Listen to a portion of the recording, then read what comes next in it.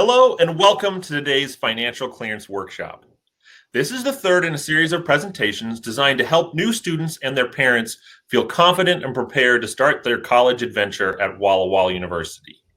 We believe that God has big plans for you, and we want to do everything we can to help you feel ready as you gear up to start the school year with us. My name is Trevor Congleton, and I'm the Associate Vice President for Marketing and Enrollment Services. Today's presentation will guide you through the steps of the financial clearance process, and we'll be going step by step to make sure everything is clear and makes sense. Please feel free to ask any questions that you may have along the way using the chat box on the right side of your screen, and we'll answer them at the end of the presentation, which should take us about 30 minutes. If you'd like to download the slides that we'll be covering in this presentation, you can download them through the link in the panel on the right side of your screen. If you'd like to complete your financial clearance while you watch this presentation, go ahead and open another browser window now. If you don't know where to start, that's okay. We'll help you get started in just a second. Today, I've asked Doug Taylor, Walla Walla University's Associate Director for Student Financial Services, to walk us through the process of getting financial clearance. Doug has many years of experience and deals with this stuff on a daily basis, so he's going to be our expert. Melissa Ray, our Director for Recruitment, is also here with us to make sure Doug clarifies some of the finer details along the way and answers the questions that she hears most often from new students. Also, we have Jody Wagner, our Vice President for University Relations and Advancement, with us, who will be joining us at the Q&A at the end of the presentation to help answer any questions you have related to the current COVID-19 pandemic and Walla Walla University's response to it for this fall. So with that in mind, let's turn it over to Doug. Doug, why don't you take it from here? Okay, thank you, Trevor. Happy to be here. First things first, before we jump into the process, let me talk about what financial clearance is. Financial clearance is a process that all Walla Walla University students go through every quarter. This process makes sure that the students have completed the financial items that have to happen before the quarter begins. It verifies that a down payment has been made, necessary financial aid forms have been completed. This process opens several weeks before the start of a new quarter, so you have plenty of time to complete it. Right now, the process is open for fall quarter, so like Trevor mentioned, you're welcome to go through the process with us tonight and get it finished tonight. So if you want to, go ahead and open another window or pull it up on a tablet or a phone, follow along with us. But to get started, go to myWWU.wallawalla.edu and sign in. And don't worry, this isn't a difficult process. The first time through takes just a little bit longer because you have a few more forms to complete and permissions to agree to. But after that, it's really only about a 90-second process from once your down payment has been made. So we'll go slow and cover everything in great detail tonight, but it really is a simple process, and I promise you'll get the hang of it. That's right. While it's not difficult, your first time is slightly more complicated because there are several one-time permissions that it asks you about. It's going to feel like there are a lot of steps to look at, but keep in mind that during this presentation, we're going to be looking at every possible scenario. Most students won't see all the steps that we're going to cover tonight because your financial clearance process is going to be customized to your unique situation. Things will look different based on the answers you give, your financial aid, and whether you're an undergraduate student who's working on an associate or a bachelor's degree, or a graduate student who's working on a master's or a doctorate degree. And a special note for any parents who are attending today, be aware that the screens that you're going to see are asking your student questions, not you directly. So when we say you, we're referring to the student. So your student is now the one in charge, and you're there to assist them in part of a team effort. Because financial clearance is vital to many other processes on campus, there is a very strict deadline. Every quarter, the deadline is at 4 p.m., and that's usually the Wednesday prior to classes starting. If you don't have financial clearance by the deadline, you will be dropped from the classes that you've signed up for. Now, you'll have the opportunity to re-sign up for classes once you do complete financial clearance, but during the time that you're not in the classes, it's possible that someone else who's on a wait list will take your spot. So we really encourage you to complete your financial clearance on time so this doesn't happen to you. Absolutely. So first things first, go to myWWU.wallawalla.edu, and that's where we're going to get started. Okay, so once you're at myWWU, go ahead and sign in with your university credentials. And so that's going to be your username, which is usually your first name dot last name. If you are having trouble logging in, you can contact customer support for the computer center, and their phone number is on the screen, I believe, at 527-2317, and they'll be able to help you reset your password. And by the way, parents, you cannot call in and reset your student's password. Only the student can reset the student's password.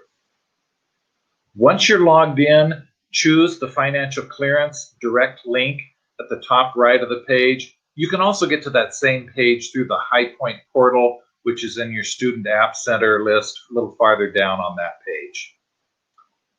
So you'll click the Start Financial Clearance button. Then you'll choose the correct term. Usually there's only one term open at a time that's available for you to choose from, so that's an easy step. Next, you're going to choose the campus that you're going to be on.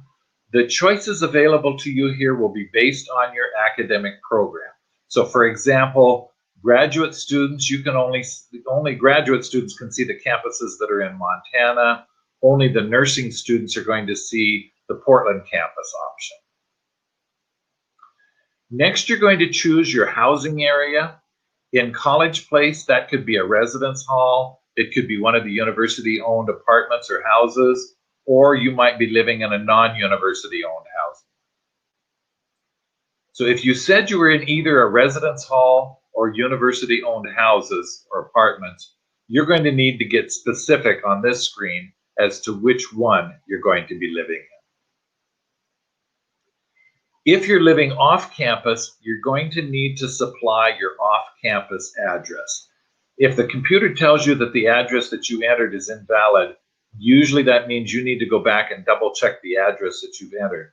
Unless that address is a brand new house that's just never been put into the U.S. postal system or very recently added to the system, the address should match with the database. So double check your address. We've had people tell us they were putting in a correct address, and it turned out they were transposing digits or otherwise had a wrong address. On the next screen, you're going to be selecting whether you're going to be living alone or you're going to be sharing the rent with another student. Most of the residence hall rooms, as well as the apartments, are designated for dual occupancy. The rent gets split between two renters for most of those. So if someone is living alone in a dual occupancy unit, they're either going to have to pay a surcharge if they're in a residence hall, or they're going to have to pay the full rent if they're in one of our apartments. If you're married and your spouse is not attending the university, you're going to want to choose yes, because you're going to be responsible for the full rent. If a student is not going to be living in the residence hall, is not yet 22, is not a senior, and is not married, then their request for living off campus needs to be reviewed and approved. And it's the Office of Village Housing that makes those approvals, and their phone number is on the screen at 527-2539. If the student has already been approved, they're not going to see this screen. And even if you're going to be living with your parents, you still need to go through this step. Next up is for you to choose your meal plan, and you can choose one of 6 meal plans. The default meal plan is the Gold Flex meal plan. Flex dollars can be used for additional meals in the main cafeteria, or you can use it to purchase food down in the Student Association Center, which is the floor below the main cafeteria. If the student is living in the residence hall, they are required to have a meal plan. Students who are not living in the residence hall can also choose a meal plan if they wish, or they can choose no meal plan. Sodexo, which runs the university's cafeteria, has a great history of meeting most students' dietary restrictions. Any exceptions to the meal plan requirement are handled by the Disability Support Services Office. However, the likelihood of an exception being granted is extremely rare, especially if Sodexo is able to meet the student's needs. And don't worry too much about this choice because you can change your meal plan selection up through the 10th day of the quarter. Thank you. The student enters the number of credits they're going to be taking on the next screen here. So a full-time undergraduate student takes between 12 and 16 credits. That's all the same price, so it really doesn't matter which number between 12 and 16 you put in there. Graduate students, on the other hand, you're charged based on the number of credits you're actually taking.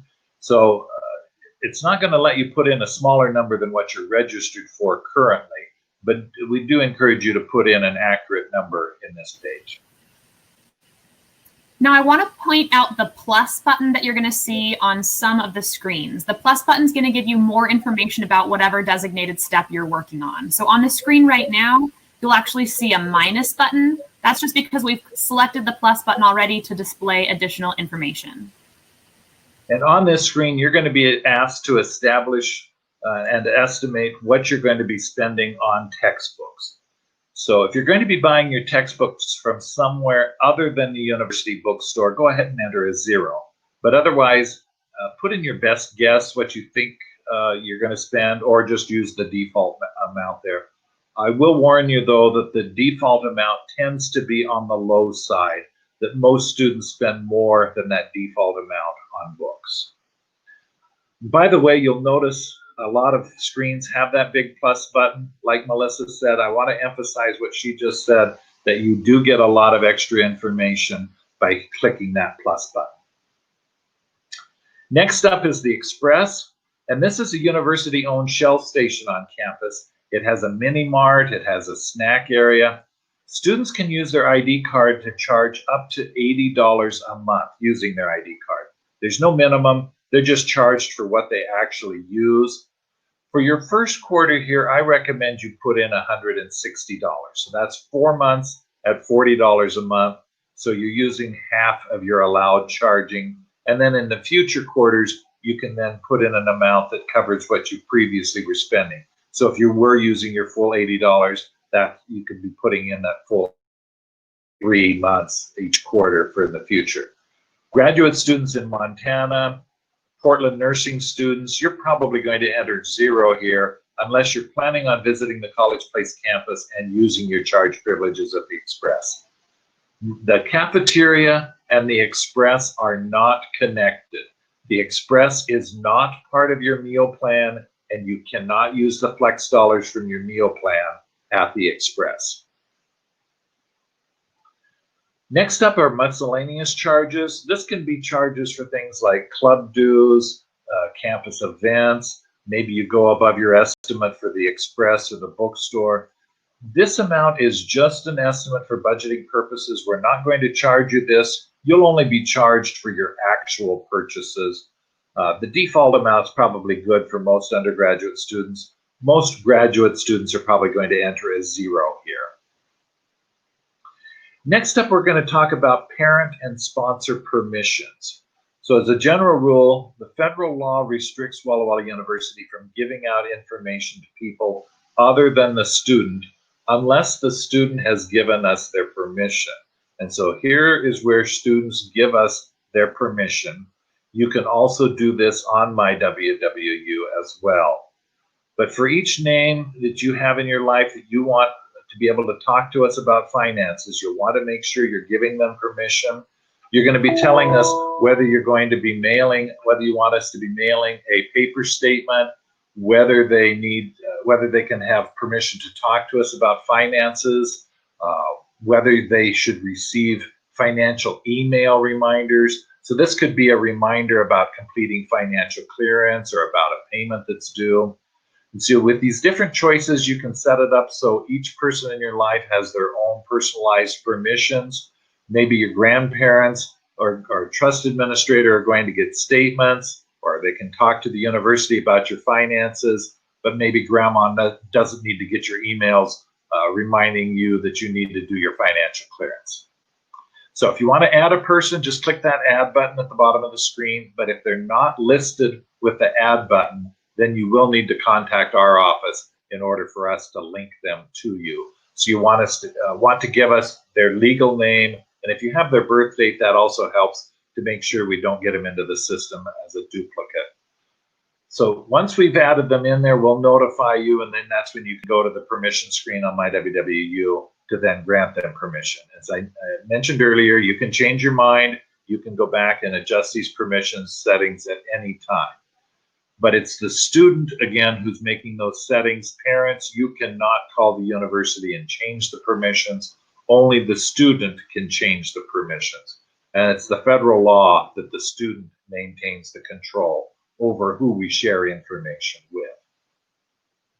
Next up, we're talking about you, the student, how you want us to communicate with you about finances. Some students like to get paper copies of their monthly financial statement that shows their transactions. Other students want to look at their charges online. Well, if you're not going to be looking at the paper statement, then we'd love for you to just go green with us and choose the online option. Next up is a permissions page for the university to send automated voice or text messages to a cell phone. We like to remind students about deadlines or other important information. Now, if you've already given us permission to do this, we're not asking you again. And we do use texting carefully. We don't use it for routine announcements. But let's say your classes got flagged for dropping because you haven't completed financial clearance. We like to give you a warning about that before it happens. And another quick reminder, don't forget that you can be asking questions as we move through the online presentation. So feel free to submit any questions that you have as they come along, and we'll be sure to cover as many of those as possible at the end. And where do they enter those, Melissa? You can find that in the chat box right there on your screen. Oh, okay, thank you. Next up, we're going to talk about Title IV. And Title IV it refers to most forms of federal financial aid, like a Pell Grant or an SEOG grant, direct student loans. So if a student is getting that Title IV federal aid, if their Title IV federal aid exceeds their on-campus costs, then the federal government requires that we ask you how to handle that excess money. Now, for undergraduate students, this does not happen very often unless your parents are taking out a Parent Plus loan. Then it can happen. This is fairly common for graduate students, especially those who are taking out a Graduate Plus loan. So the first permission question is on this screen, and it's talking about using the excess funds to pay a prior balance. So the government will not let us use any excess Title IV aid from fall quarter to pay a bill from last spring quarter unless you, the student, give us permission. And even then, we're limited to just $200.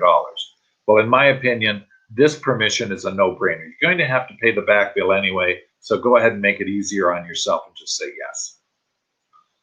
The next Title IV permission asks questions about when do you want your excess money? Do you want it sent to you as soon as it's available, or do you want it sent to you when you ask for it? So you have control on this. Some students prefer for us to just hold on to their excess funds, and then they request it some at a time rather than getting it all at once. But anyway, it's your choice, whatever is working best for you.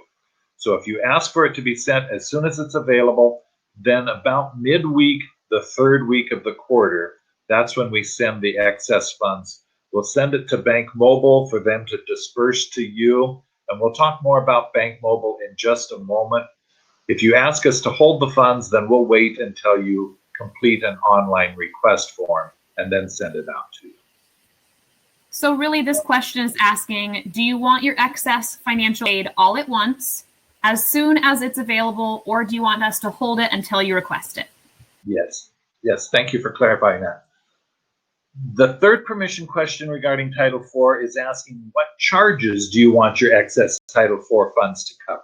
Now, Title IV funds always cover tuition and fees, room, cafeteria, books, but with your permission, it can also be used to pay things like club dues, express charges, other campus charges. Well, you're going to have to pay those charges anyway, so again, make it easy on yourself and just say yes. And as I mentioned earlier, at any time you want to change your answers to those questions, you can be doing that. For the Title IV ones, it's probably easiest if you contact our office and we'll walk you through the steps. If you're getting financial aid from Washington State, such as a Washington College grant or a college-bound scholarship, we need your permission to apply these funds to your campus expenses. If you say no on this question, it usually increases your down payment. So I recommend a yes answer here. Okay, earlier I mentioned BankMobile. BankMobile is the financial institution we use to disperse funds to students. So just before classes start, most students are going to receive a bright green envelope from BankMobile that's going to contain an activation link. You also will receive an email from BankMobile that contains that activation link. So this is not junk mail, it is not spam, so please don't ignore it, don't throw it away. You're going to want to use that activation link to let BankMobile know what your disbursement method is. And you've got three options. Do you want them to send you a paper check? Do you want them to deposit the money directly into an existing bank account that you already have? Or do you want to open a bank account called a Vibe checking account with BankMobile?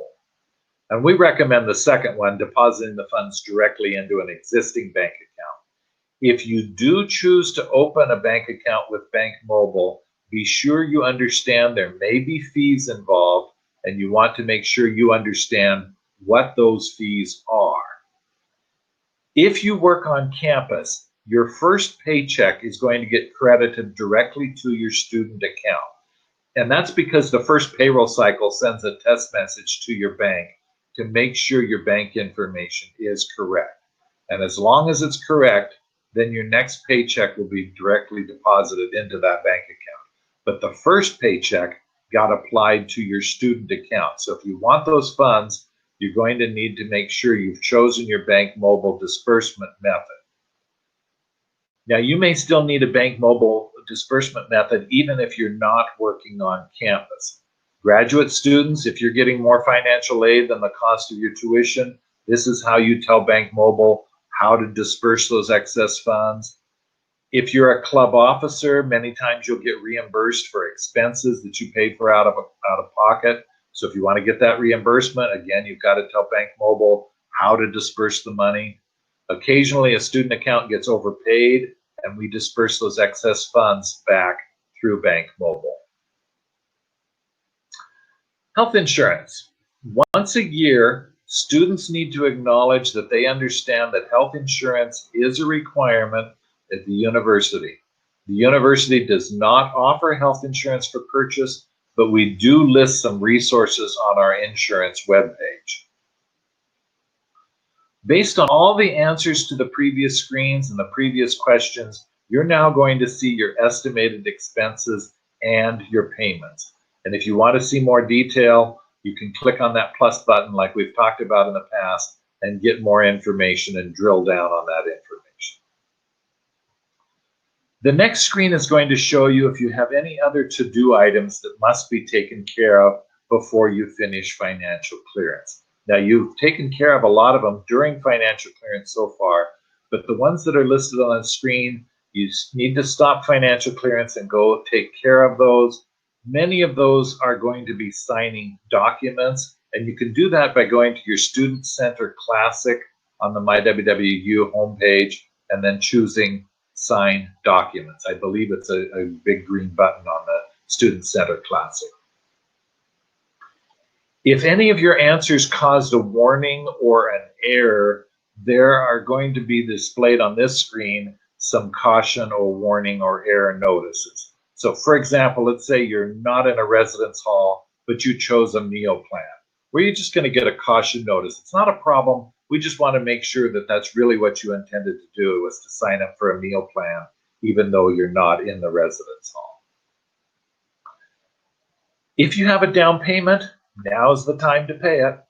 So if you're already logged into myWWU, you did that at the beginning of this process, you shouldn't have to log in again.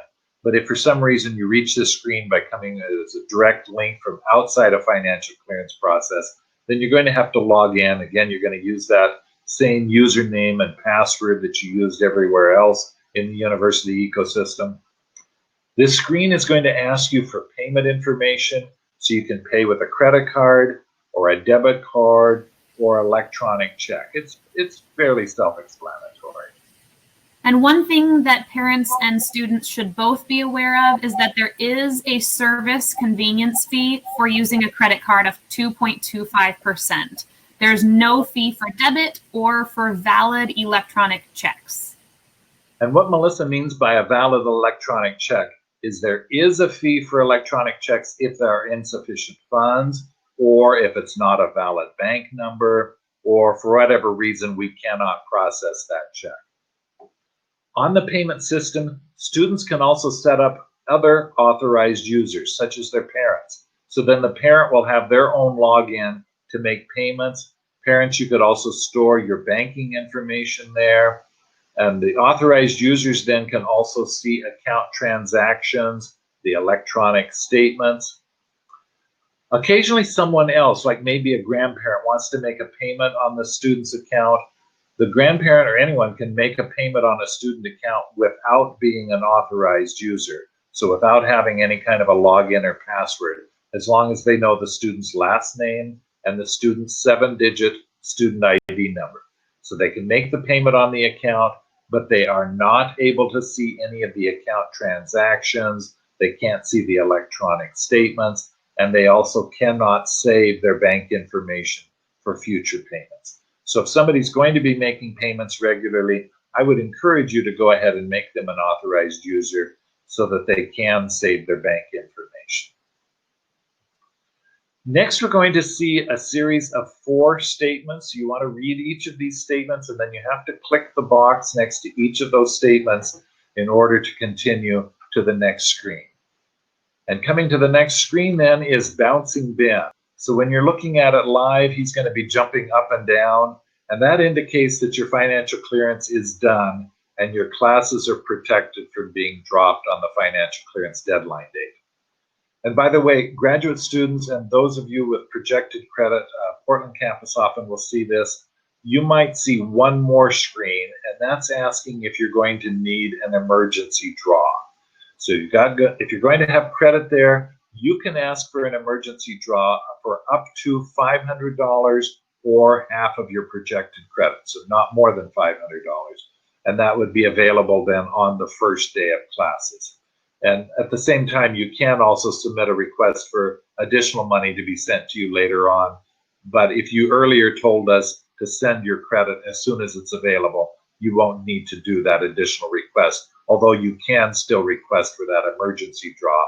And again, it's half of your available credit up to $500.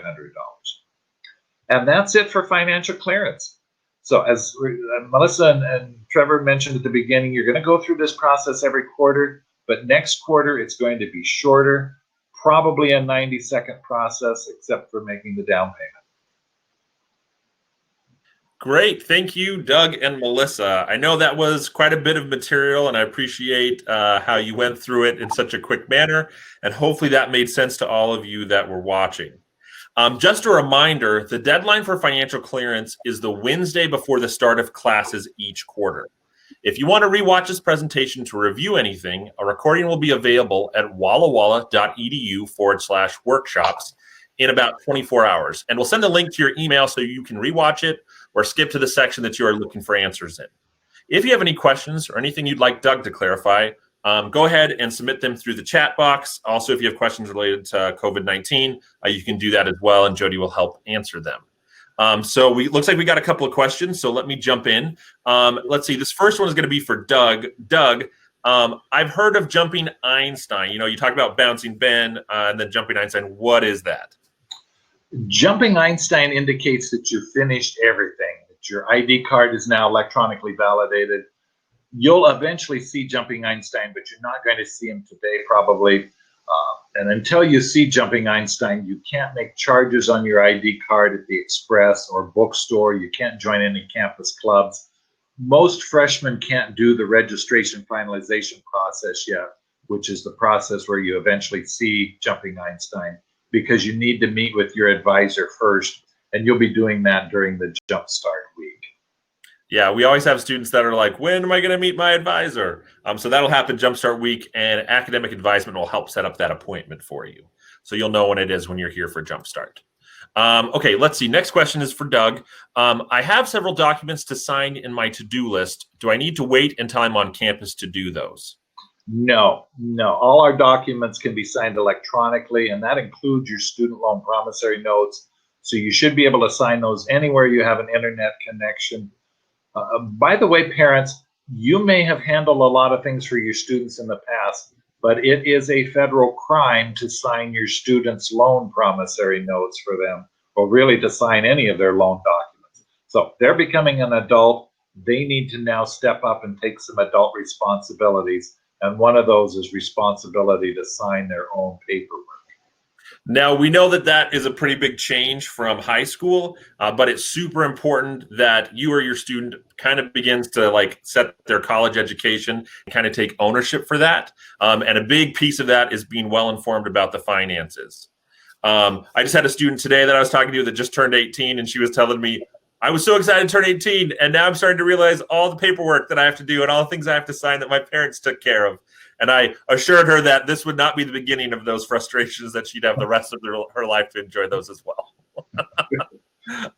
Let's see. Next question is, when can we finish financial clearance?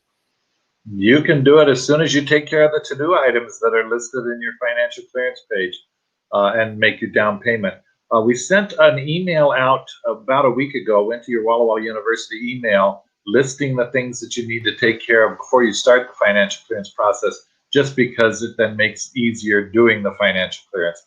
But you take care of those documents, and then you can finish up today. Now, some of them do involve waiting a few days for the federal government to process, so that may delay your financial clearance completion a couple of days. But take care of those to-do items and then go back into your financial clearance as soon as you can. Yeah, and like just to reiterate kind of what Doug's saying is the sooner you do them, the better. The worst thing you could do is wait until right before that Wednesday deadline of drop to start the process, because then if you run into anything you weren't expecting or you're not sure about, then you got to try to call Student Financial Services, which they usually are very busy on that Wednesday. Apparently, people like to wait until deadlines. And that way there's no surprise. You can take care of any of that stuff. And that way the whole process of dropping your student off isn't a stressful thing, and trying to get them through before classes drop. So I'd recommend, like Doug's saying, do it as early as possible, and that'll make your life a lot easier. Let's see. Next question is I'm going to give it to Melissa. Melissa, a student's asking, how do they know which hall they will live on? Such a good question. So as Doug mentioned, a lot of important information is sent to your Walla Walla University email addresses, housing included.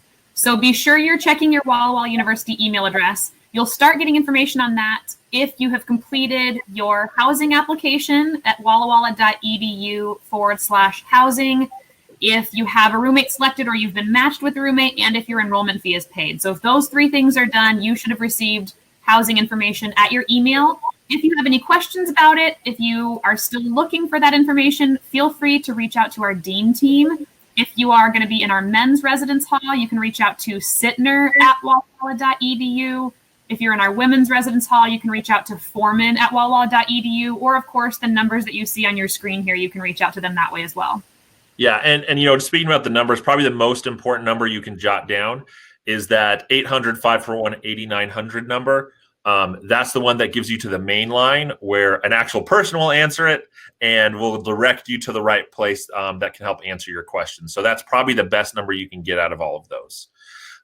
Thank you, Melissa. And just a reminder too, if you do not know how to access your Walla Walla email address, you have to be accepted in order to access that. But if you don't know the password or you can't log into your myWWU account, you'll need to get your password reset with our IT department. So just call the 800 number, ask to talk to the IT department, and it has to be the student. The student is the only one that can reset their password. So like we were talking about the earlier stuff, it's really important that they're the ones to set that, because we want to make sure that it's going to the right person. Let's see, next question. This one's going to be for you, Doug. With the down payment, will my Parent Plus loan pay that? Well, it depends on the size of your Parent Plus loan. But how we calculate the down payment is we take your estimated costs for the quarter, we subtract any of your financial aid, and so that would include the Parent Plus loan, And then if there's a balance remaining, we divide that into 3 equal payments. So 1/3 down at the beginning of the quarter. If there's a balance remaining from a prior quarter, that gets added to the down payment. If you're taking aviation, your flight training costs get added to your down payment. If you had a credit from a previous quarter, that gets subtracted from your down payment. And so you have your down payment, and then about a month later, you have a second payment, and then about a month later, you have your third payment. So in a nutshell, yes, we will consider the plus loan as long as it's been approved and recorded into your payment plan. We will consider that when calculating your down payment. Great. Thanks, Doug. Looks like there's a couple more for you, so just stick with me. Okay. Next one is for the estimates like textbooks and the Express. Am I limited to that amount, or should I put in my best estimate or the anticipated maximum? I would put in your best estimate. You're not limited, except at the Express. We do have a limit of $80 per month. That's the maximum students can charge at the Express. Textbooks, we do have some limits there, but they're fairly high, so the likelihood of you reaching the limit there is fairly low. But I would just use your best estimate. And then if you estimate too high, you'll end up with a slight credit at the end. If you estimate too low, you'll end up with a balance owing. Because again, we're only going to charge you for your actual purchases, not based on your charges. We'll calculate your payments based on the estimates, but by the end of the quarter, then it'll all work out. Great. Next question is, my son isn't taking out a loan. He emailed SMS, but the loan still shows in his financial clearance. How do we correct this? Well, if you emailed it and it's still showing, I would call, because they're usually taking care of those within 15 minutes of getting the email. So it should come off of the financial plan fairly quickly. Now, it's still showing in the financial clearance, though. That's the odd part. Yeah, if they didn't see the email for some reason, it would still show there. Now, once they take it off, they send an email to the Walla Walla University email account showing the new payment plan, the new award letter. But yeah, give us a call if the email didn't work for getting it taken off. But that's not a problem in removing a loan. We do that for lots of students. Looks like the next one is, our son didn't get the question about texting. Does he need to fill that elsewhere? So I believe if we already got approval, so a lot of students, when they filled out their application, could check a box that says, hey, I'm okay with receiving text messages, and explain we're not going to spam you, just for emergency things and important deadlines to remind them of. So if you don't see it, that usually means that they already checked that, right, Doug? Correct. So if he didn't see it, that means he's good to go. But if he did miss that on the application, then we will ask it during financial clearance. Yep. So chances are that he signed up for it already, so he should be good. Let's see. The next one is, I was awarded a scholarship, but the funds haven't come through yet. This is going to be for you, Doug, I'm pretty sure. I alerted the financial aid office, but since the funds haven't come through, my financial plan hasn't been revised or updated.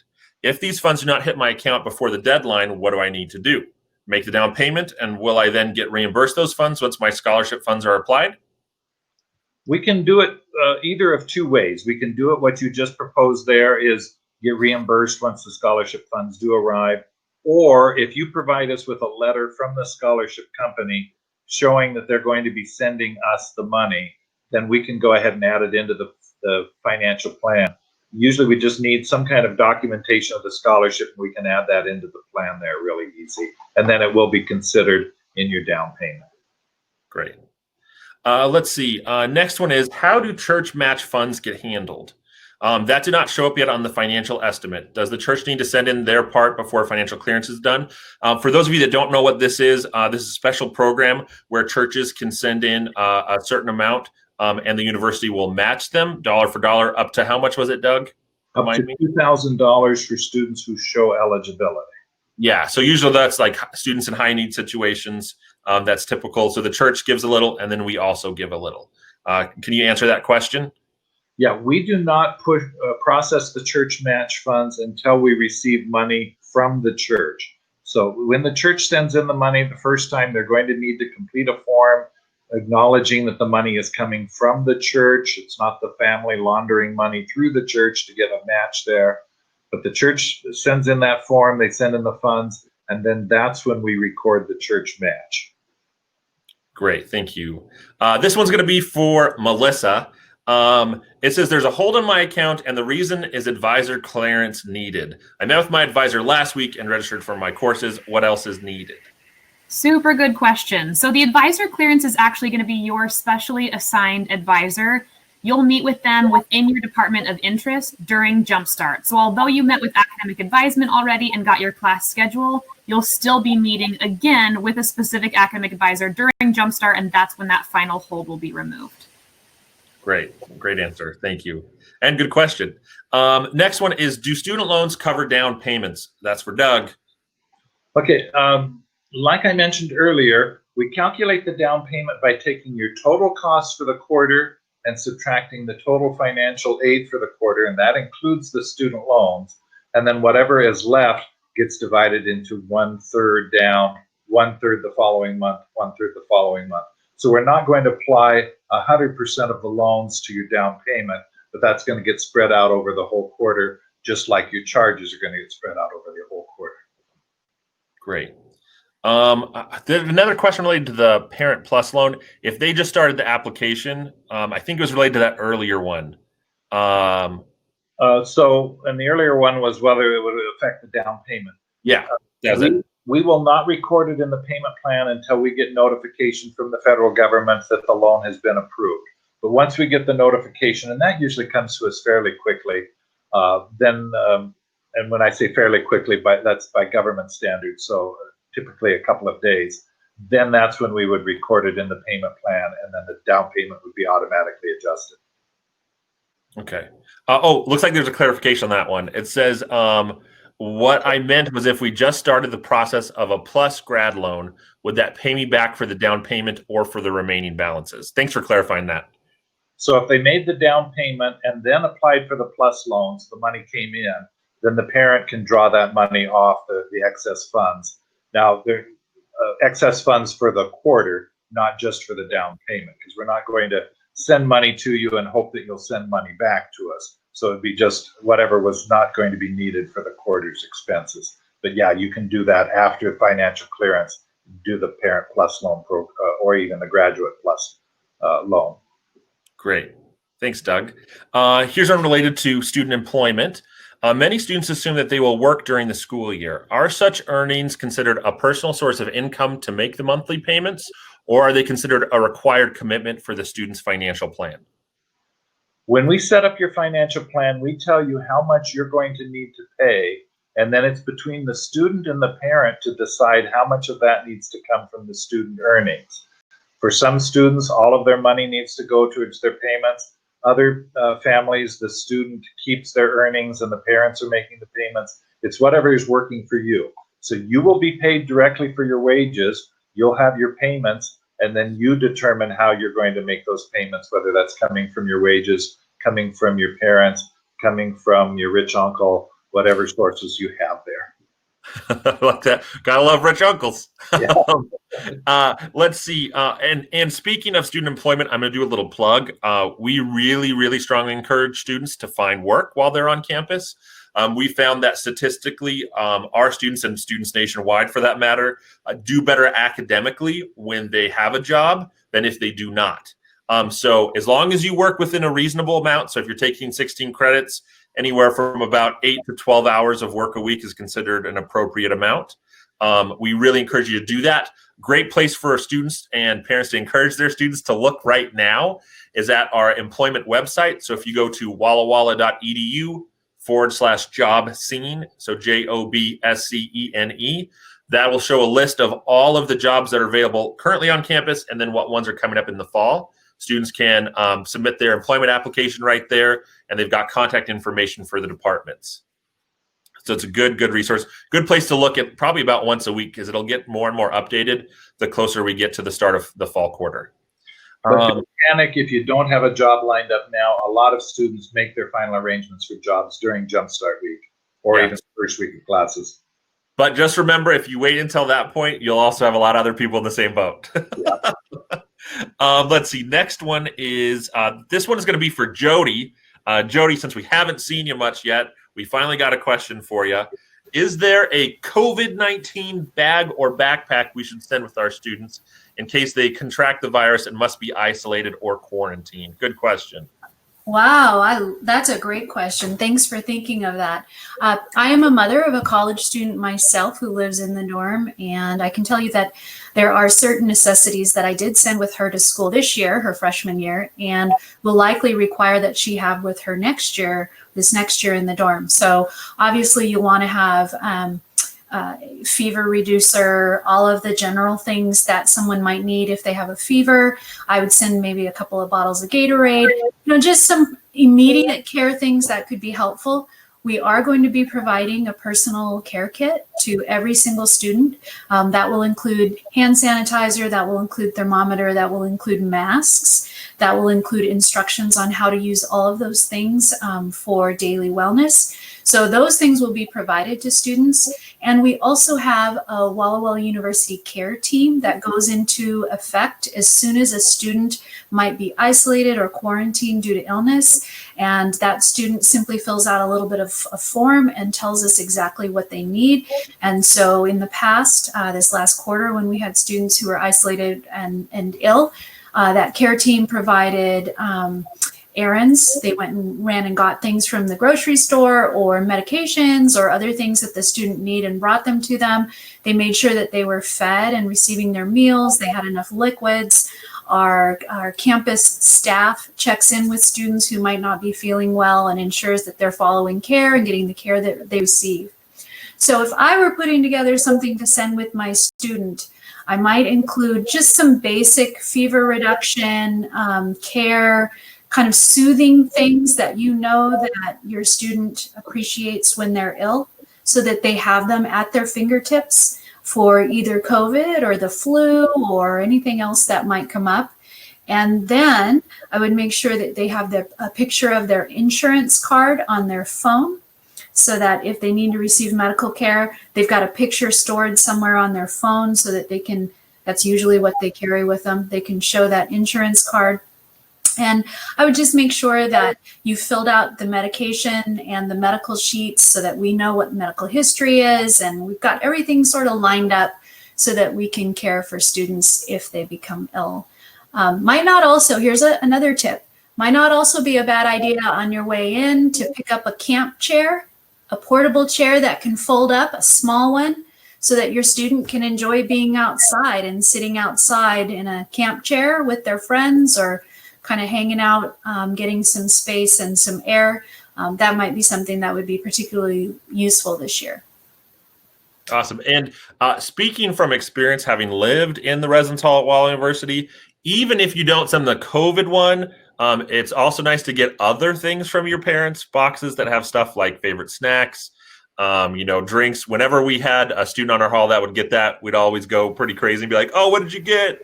So that was super fun. So feel free to send those things too. They're not going to complain. My mom sent cookies to me, and she also mailed them with soap, which I'm not sure why she thought we would need in Walla Walla, but she sent soap. And don't send cookies and soap in the same box, because cookies will taste like soap by the time they get to Walla Walla. No, that doesn't sound good at all. Yeah, there are a few things that that students appreciate having around. Cliff bars are a big deal for my kids. They want to have something that they can snack on at night. Something, a place for them to, their water bottle is going to be really important. Yep. Those kinds of things. Yeah, don't send like a big old thing of a couple days old broccoli. That probably won't go over well. All right. Thanks, Jody. That's a good answer. Well thought out answer. Doug, this is back to you. Would it be better for a student to apply their summer savings or earnings all at once during Jumpstart, or to stagger them? Ooh, good question. Really, it depends on the student's financial discipline. If the money is still sitting in your bank account, are you going to be tempted to spend it on something else and then not have it available when you need it for your school bill? If you've got the financial discipline, there's no reason you have to give it to us at the beginning of the fall quarter. You can keep it in your bank account. But if you're worried you may not have that discipline and that you might be tempted to spend it, I would encourage you to go ahead and put it on the account. And then it will just keep carrying forward towards payments until it's finally used up. Yeah, it seems like that's a pretty smart route to go, just so you don't have to worry about like accidentally spending it or something coming up and you use it, and then you don't have it. So that seems like a smarter idea in my opinion too. Let's see. Next one is, do unused flex dollars transfer to the next quarter? So this is about the meal plan with Flex, I believe. No, flex dollars are used during the quarter. You must use them up by the end of the quarter. And so at the end of the quarter, a lot of students go to the cafeteria and just buy cases of Snapple or whatever they're needing, whatever dollars they have left over. But you must use them before the end of the quarter. Meals, on the other hand, those do not carry over from week to week. So if you purchase a 15 meal a week meal plan, you get 15 meals a week. If you only use 14 one week, you do not get 16 the next week. So you only get 15 maximum per week. And those are each one for one meal time. So if you bring a guest to a meal, that does not count as one of your 15 meals for the week, the guest meal. I think students are allowed a couple of guest meals throughout the quarter, but keep in mind you cannot use guests to use your own meals. And Trevor, you may have skipped over a question there. Oh, yeah, I did miss one. I'll go back to it. All right.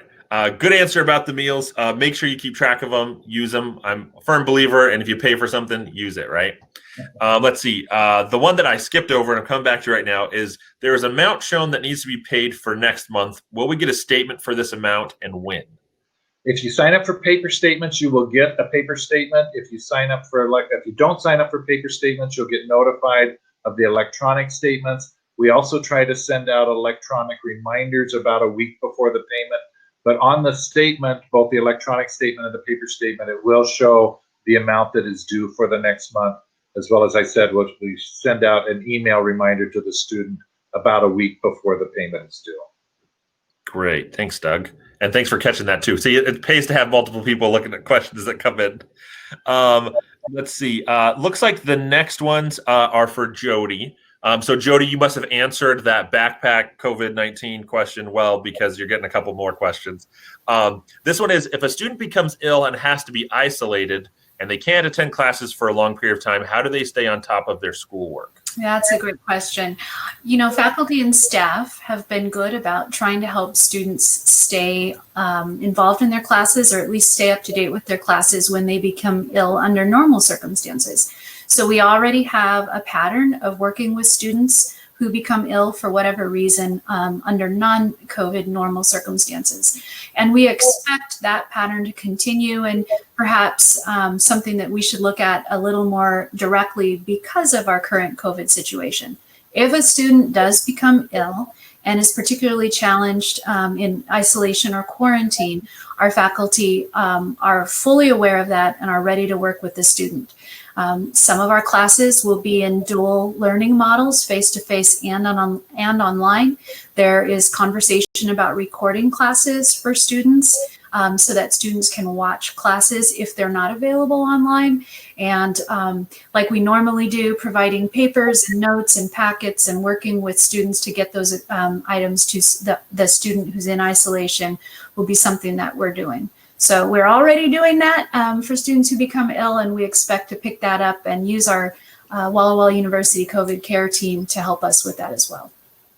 The other big thing, you know, when we're talking about if students get sick and things like that, if you have concerns or you're worried about them, you know, one of the most important things you can do is communicate with the university, communicate with the residence hall deans, let them know what's going on. They can always run up and check or have one of the RAs do that. It's always helpful to get that information so we can make sure we're doing whatever we can to help the students. Absolutely. And the students' RAs will be completely in tune as well. RAs are trained to be aware and are being trained this year to be particularly aware of circumstances where they'll need to be particularly alert to individual students who might need their care as well.